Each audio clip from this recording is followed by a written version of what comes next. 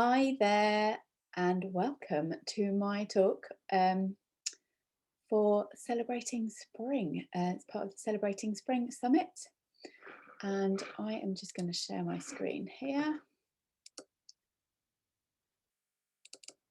Here we go. And I am talking to you today about how to live a life more aligned with who you truly are. I'm Sarah Atkins, and I'm a life and business alchemist.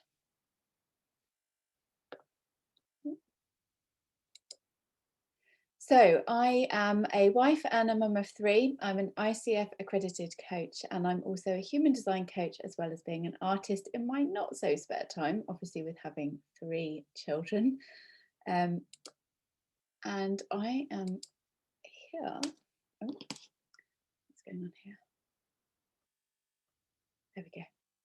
And just a little bit of background to me. So my story, 13 years ago, I had a successful career in the fashion industry, but I was absolutely miserable. It got to a point where I realized that I felt very trapped by the very life that I had actually built for myself. I had got myself stuck in a cycle of overworking and overgiving in a job that actually no longer fulfilled me. And I just knew that I was headed towards burnout.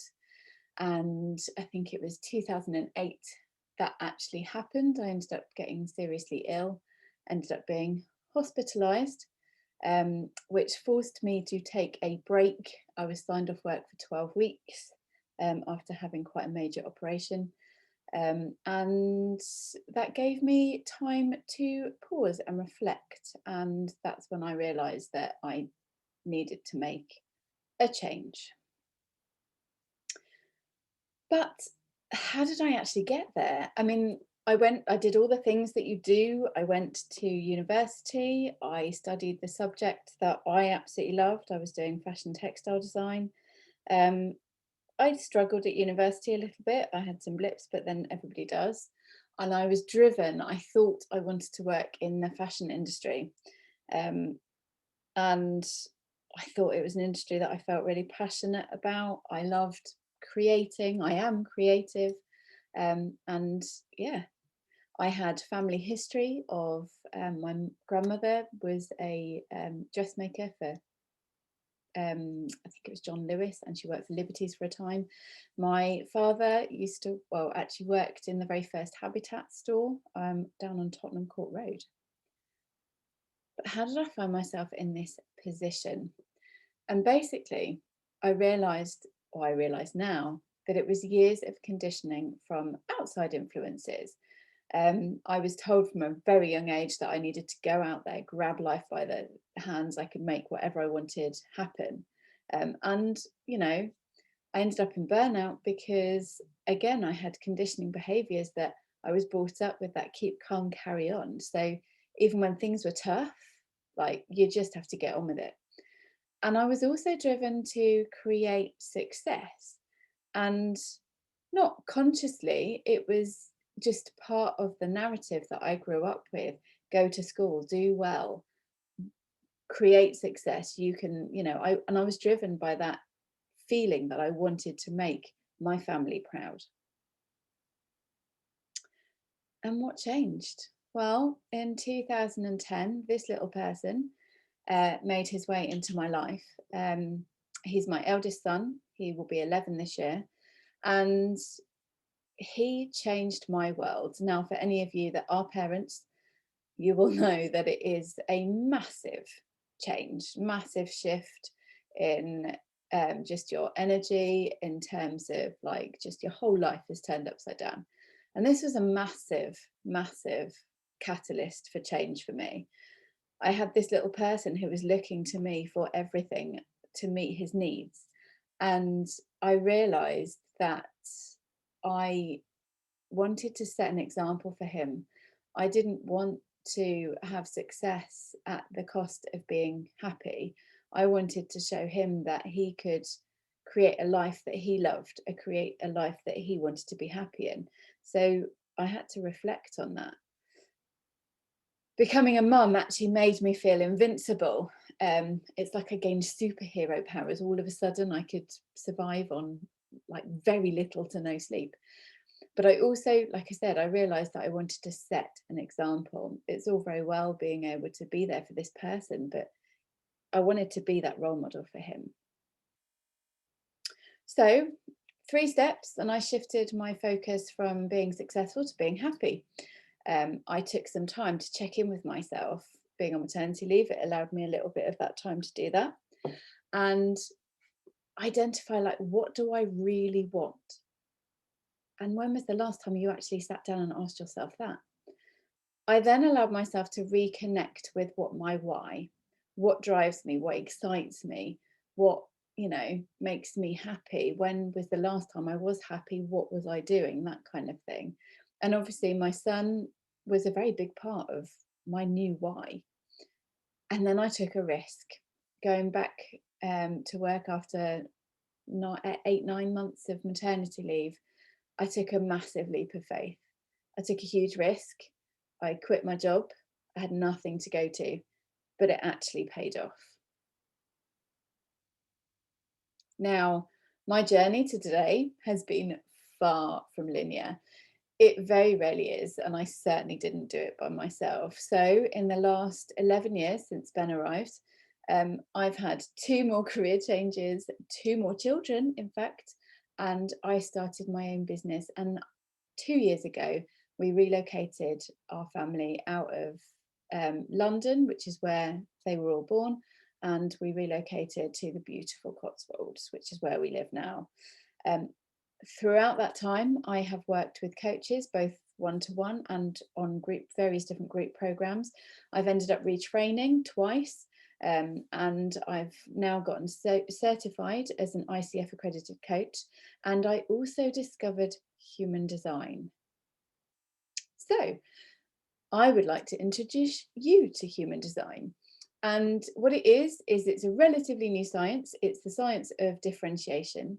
And it is actually a synthesis of ancient wisdoms, including astrology, I Ching, chakra system, the Kabbalah system, and it's combined with modern sciences of human biology, genetics, and quantum physics. But where did it come from? So there was a gentleman, he's no longer with us, unfortunately, but he, Ru Uruhu, channeled this whole this whole system during an 8-day mystical experience. Apparently it's very deep meditation where he encountered a voice and he downloaded all the information. And he was on the island of Ibiza in January 1987. He then dedicated the rest of his life to teaching it, to helping people understand it. And it is quite a complex system. But in the words of Ra Uru, human design does not require that you believe in anything in particular. It is neither stories nor is it philosophy. It is a concrete map to the nature of your being, and it is a mapping of your genetic code. But how does it work?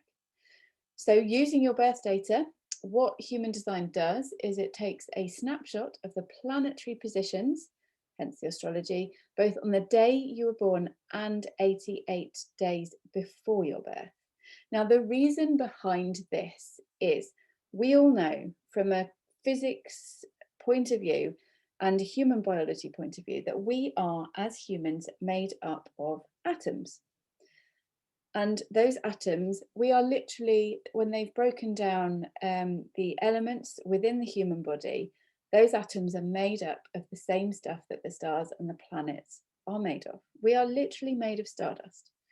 Now, it stands to reason, and they have actually scientifically proven this as well in quantum physics, but each planet in our solar system, and there are certain stars as well, including the moon, that emit what they call neutrino streams. And these are tiny, tiny microscopic particles of stardust energy.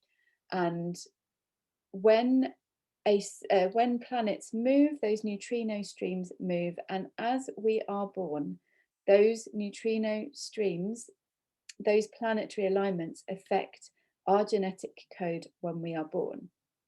Now, I won't go massively into the science because I'd be here all day, but it is no coincidence that there are 64 gates in the human design system that relate to the Chinese I Ching system, and there are also 64 codons in the genetic code, of which we have 46 pairs of chromosomes in our code. But when they map to the genetic code, there are 64 different codons. I will leave that with you to make of that what you will. Now, anybody can download their human design chart, and if you are curious, you can download your own chart at www.mybodygraph.com. And when you do that, you will be faced with what they call a body graph, which is, there's a lot of information on your body graph, but I am going to share with you the first 3 steps, the foundations of how you can start to understand your own human design. So the first key information is your type. And there are 5 types in the human design system, which I will take you through. The next step is strategy. Each type has a strategy that they use in order to navigate and interact with the world around them and the other people around them. And then step 3 is your authority. Now, your authority, there are 6 centers that help you identify what your authority are, and you will have your own authority. And tapping into this authority will help you to make powerful decisions that are right for you. Now, taking you on to the types, type 1 is the manifestor. The manifestor is energetic and driven, and they tend to be going at 100 miles an hour. They may feel impatient with other people because they get frustrated, or they might get annoyed because other people around them can't keep up with how fast that they move. Now, out of the 5 types, manifestors are the only type that are actually designed to initiate action. However, they don't have sustainable energy. They are not designed to work long periods of time. 9 to 5 jobs don't tend to suit them, and nor does physical labor. They are great at ideas and initiating the ideas, but not necessarily completers. So they may be really good in like project management or idea generation, but they may not be very good. They tend to have lots of things that they start, but don't always finish. Manifestors get frustrated or can get angry because they come up against resistance from the other types. The reason for this is because everything that they do, all their ideas, actually can have a massive impact on the people around them. And the other types feel a bit uneasy. It can make them feel insecure. So for that reason, a manifestor's strategy is to inform. It is to keep the people around them informed of what they are doing. Now, that can be quite tricky for a manifestor, especially a manifestor child, because they don't want you to say no. So therefore, they will keep their ideas to themselves and they will just go ahead and do it anyway. But what they will find is when they learn how to inform, they will find that the resistance kind of dissipates because other people feel more comfortable once they know what is going to happen. Type 2 is the generator, also known as the alchemist. Now, generators have a tremendous amount of sustainable life force energy. That's because one of the 9 energy centers is the sacral center, which all generators have defined in their body graph. Generators make up around 36% of the world's population. They are the creators, the doers, the builders, and they're the only type in the human design system that is designed to do the work. However, a generator must find the right work and the right opportunities in order to feel fulfilled in what they do. They have to, when they commit their sacral energy, they have to follow through. So if they commit to the wrong things, then they can find themselves feeling drained of energy. Now, generators are actually magnetic, so if they follow their gut, trust their gut feelings, they will find themselves in the right places, which means they will attract the right people and the right opportunities to them. Now, the generator strategy is to wait and respond, which can feel a bit frustrating if you're not used to it, but you need to wait for all the projects or the opportunities. You need to trust that those things, the right things, will be drawn to you. And when you commit your energy to the right people and the right project, then that can literally make your whole energy just sing, and you will have boundless amounts of energy reaching satisfaction levels. Type 3 is the manifesting generator, otherwise known as the money gen. Also a bit of a time bender. Now, the manifesting generator actually has elements of both the manifestor and the generator. They make up around 35% of the world's population, and they are uniquely capable of getting more done than most people in the world. And they are typically have got several projects going at the same time. They'll be spinning a lot of plates because they don't like standing still. They are constantly juggling or running from one project to the other. However, they will be more productive if they are able to channel that energy into one project at a time. So the manifesting generator is to initiate. So they have that manifesting energy. They are able to initiate any project. But there is a fundamental step that makes them different between the manifestor and the generator. They need to get their taste of the action. They need to get a moment of truth. They have the opportunity to test something out, to see if it feels right for them. If it doesn't, then they are able to pull out and move on to the next topic or the next project or the next person. Once they are committed, if they get their moment of truth, get their taste of the action, and they decide that it is right for them, then they are able to respond and they commit that sacral energy to get the things done. Type 4 is the projector. Now, completely different to the first three types, projectors are actually a non-energy type. They will struggle to keep up with the high energy types and can be prone to burnout if they try. Now, just as a quick aside, I have 3 children, as I mentioned at the beginning, and all 3 of my children are different types. I have a generator son who is a typical generator, very similar to myself and my husband. My middle son is a manifesting generator who is very willful, gets very frustrated and doesn't like being told no. And then my youngest son is the projector, and he does try to keep up with his brothers at the moment. He's only 4, but we really notice that he needs more naps. He needs more quiet time than my other 2 children, who will just, they're like Duracell bunnies, they will keep going. But he definitely needs that time out and he needs some alone time. Now, projectors are actually designed to manage, guide, and direct others. They're quite often the line manager, they're quite often seen as the expert, and they're designed to be the expert in a particular field. So they're quite often specialists in a particular area. And they have a natural ability to harness the energy of the other types, hence they can be that manager sort of position. And they can direct them in the best way that uses their energy. They can be perceived by others as being lazy, not because they actually are, but because their strategy in life is to wait for the invitation. Now, that doesn't always necessarily mean that they've literally got to wait for somebody to invite them to something. Those invitations can be energetic invitations. So, for example, if a projector walked into a room, they may stand around looking around that room and they may get a nod or somebody gesturing. That is an invitation that invites them to go over and talk. Now, like I said, projectors are designed to be experts. They're quite often very knowledgeable about a particular area or a field of expertise.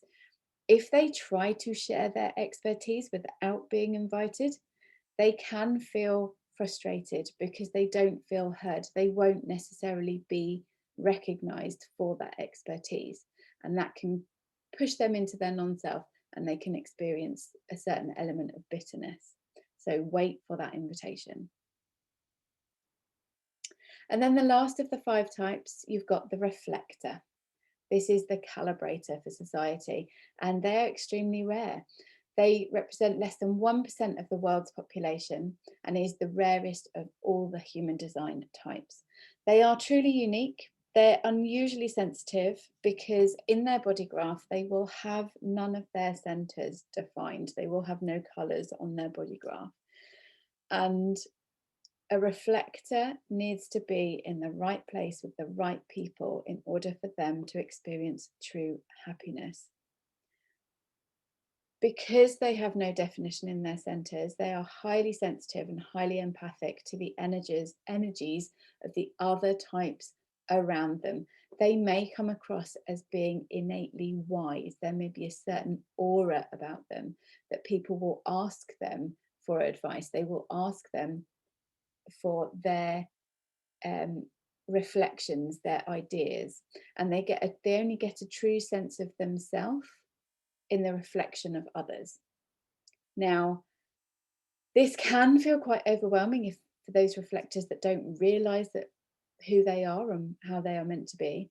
And their strategy is actually to wake 28 days. They are very connected to the moon and the lunar cycles. So their decision-making process in terms of their strategy does follow the lunar cycle. So they may have an idea or they may have an opportunity, but they need to wait those full 28 days to get the real fullest sense of what feels right for them. So if you have experienced any of the following, so you might have ever felt overwhelmed with all the ideas or stuck in this stage of analysis paralysis, you may have found yourself searching for answers outside of yourself to solve your problems.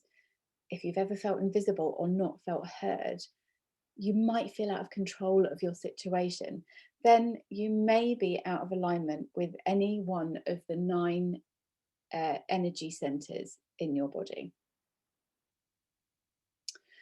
Now, for me, the real transformation came about when I started recognizing where I was out of alignment. So I started digging deeper into my own human design chart and looking at my energetic centers that were defined and undefined, the gates that I had defined, and what access I had to my own energy.